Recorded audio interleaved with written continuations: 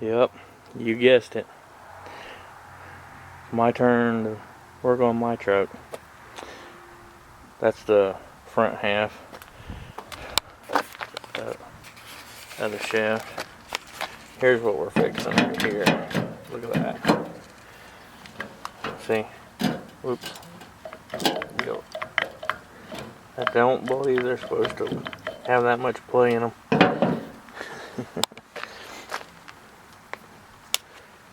And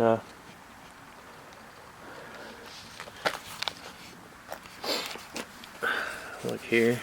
There's a washer goes in there, and then the nut holds it together.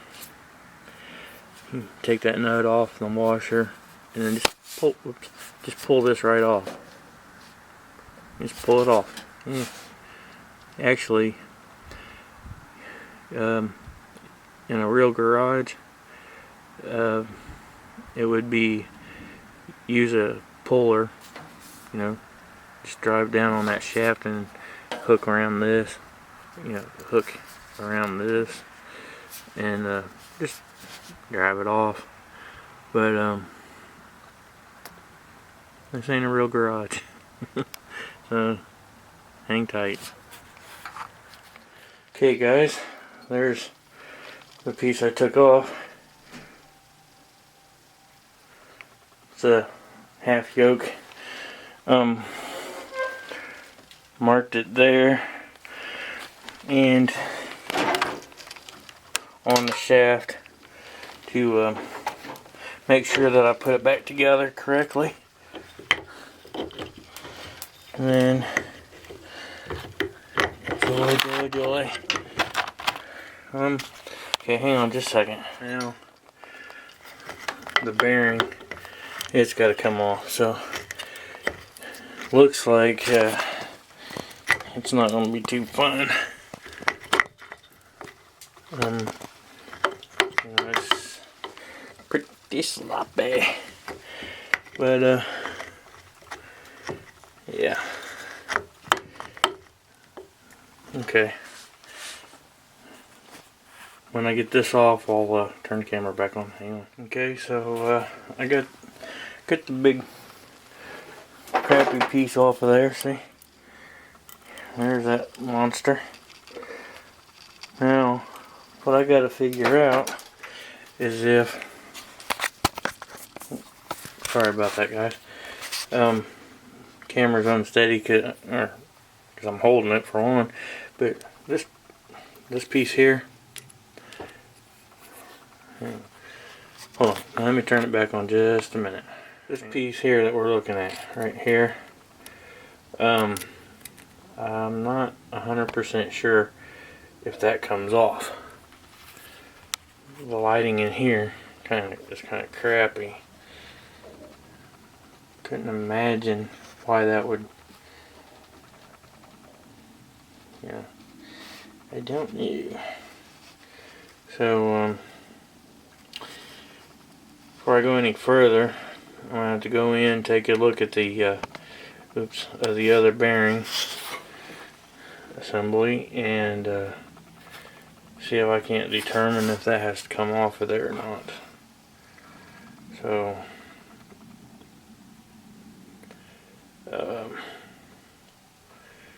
I'll have the camera back on the next step. Be right back. So guys, those of you that are watching this video, that piece right there, that's the inner race of the bearing on this new piece. See, there's what that right there, that's what that is on the shaft. So I have to get that off before I can put this one on. So hold tight. And I keep hitting my camera. Okay, so look, see there? Just give it a little tap with a hammer and it started moving.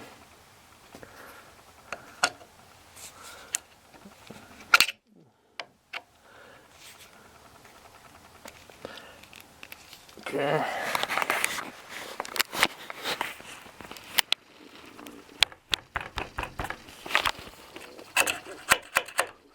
Yeah, I can't do this one-handed like that.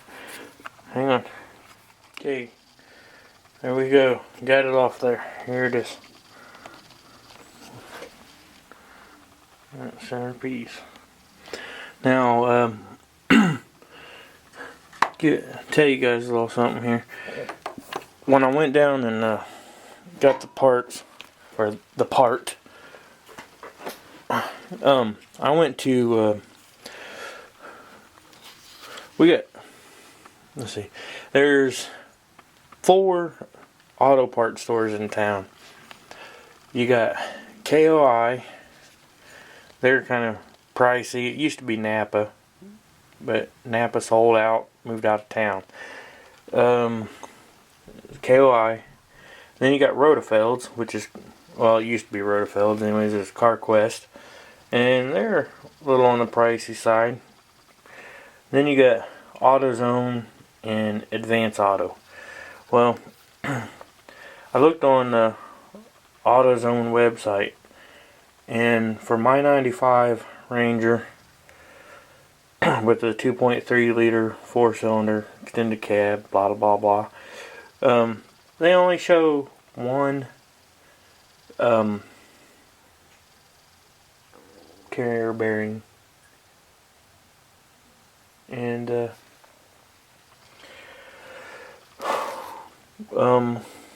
has a different number than what mine's got, or what this one had. And then yeah, the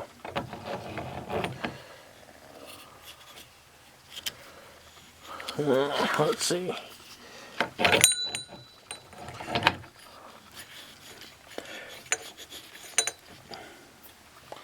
Not really sure how I'm gonna get that on there all the way, but I'll figure it out. Anyway, so I went on Advance Auto on their website, and I don't know, their website was messed up or something. You couldn't put your vehicle in. You couldn't search for nothing. I mean, just wasn't working. Period. So I went down there, told them what I needed, and they said, "Oh, we got two different ones." They had this one, which was $29, limited lifetime warranty. And then they had another one supposed to be limited lifetime warranty also, and I guess it's a smaller one, and it was $18 somewhere around there. But it looks like this is the one that I need, and so but anyways, I just didn't understand why AutoZone was only showing one and the other auto store was showing 2. But I did notice when I bought this that it said it was for a spicer, and I don't have it out here with me. I took it in the house, but the old rusty, crappy, worn out bearing that was on here, on the rubber that's back here, because this is different. The other one didn't have this cap, but it had a big bubbled up rubber piece, and right up in here it said Spicer. No, up in here, sorry. But so I'm gonna start getting this back together. It's pretty warm, or for this time of year, for January the 1st. Happy New Year, by the way, everybody. It's it's pretty warm out. It's near 40 degrees. It's pretty warm for 1st of January in Indiana. So anyways, I'll get her back together and work on getting it back in the truck. At least that part of it will be fixed. I'm having an issue with the truck. I'll say 4 times out of 5, the truck will, you go out in the morning, you start the truck up, and go do whatever you're going to do. About 4 times out of 5, it'll start right back up. But occasionally, you go out, get in the truck, it starts up just fine, no problem. You go where you're going, park the truck, go do what you gotta do, come out, get in the truck, no start. It'll crank and crank and crank, but no start. And if you leave it sit, just walk away from it, go find something else to do. I'm not sure on how long to wait. You have to wait or nothing like that. I hadn't never timed it, but most generally you go back. And I know the one time that it done that on me, I got off work, it wouldn't start. Tried to get a jump, it wouldn't start with a jump. Normally it does start with a jump right off the bat, but this one particular time it wouldn't start at all with a jump. Cranked like crazy, but it wouldn't start. And so I walked home. It took me an hour and a half to walk home, and called my uncle up. When he got off work, he come, because he got off work later in the day than what I did, and he come out and got me, was going to take me and jump start my truck. And he's like, try it and see if it'll start. I'm like, it ain't going to start on its own. But just to amuse him, I climb in there, turn the key on, and she starts up. So, and that was within 2 hours. So, by the time he come and got me and everything, it was about 2 hours. And so I gotta figure that why it's doing that, and then get that figured out. Then I'll just wait for something else to go wrong on it. But let me get this back together, and I'll update you as I go. Also, I wanted to share with you guys this right here. This is a grit. It's Grand Rapids Industrial Products 1/2-inch electric impact wrench.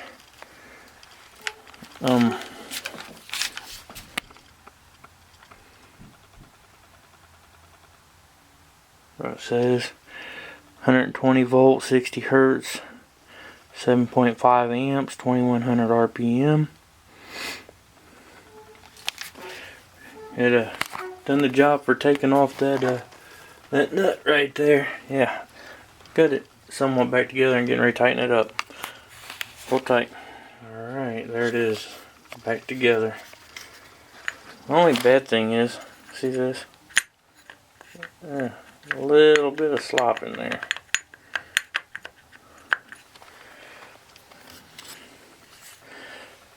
I watched a video where a guy put one in. He had a lot more slop than that in his. It's still a lot right there on that little cap. If it wasn't such a pain, I'd tear it back apart and leave it off of there. But imagine it's going to be rattling like crazy now. Oh well. Next step, get her back in, put them back together. See you in a little bit. I don't know if you guys can see this or not, but look at that. See that shit? They didn't give you no room to work on nothing, do they? They do on this side. More so than that, but alright. Gotta get that tightened up, get the bolt in on this side. Yeah, gotta get the little clippy thing here. Gotta get that on there too, so hold tight. Okay. Well guys, I got her together. There it is. A new carrier bearing. E-joints all back together. Carrier bearings bolted down.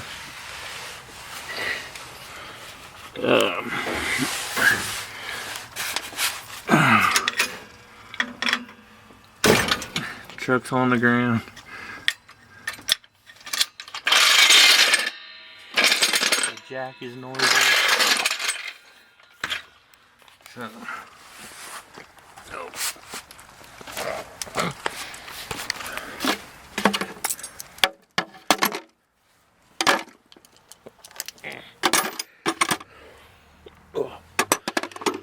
tools of the trade are up.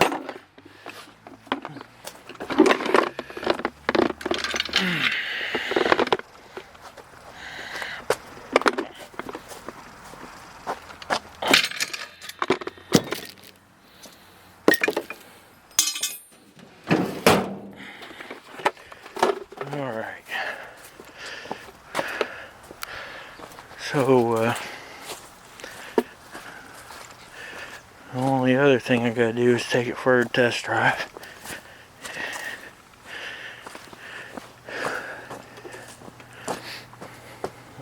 And I'm sure it's gonna be fine. But as much as I love to drive, I'll take her for a spin.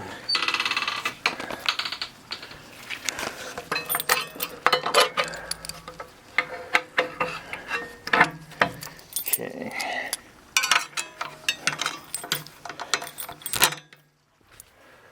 Alright. Give me a minute and we'll go for a spin and see how she does.